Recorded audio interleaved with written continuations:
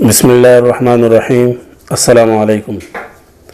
मैं हूँ मोहम्मद शब्बीर और आप देख रहे हैं यूट्यूब चैनल तमनाल फार्म।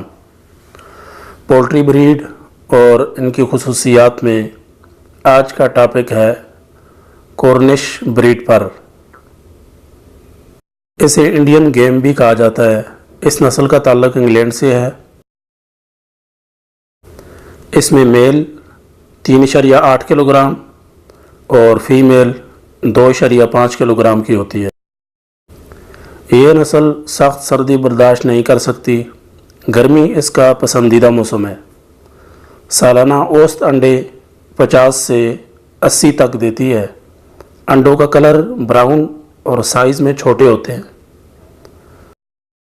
इस नस्ल को ज़्यादातर मीट पर्पज़ के लिए इस्तेमाल किया जाता है।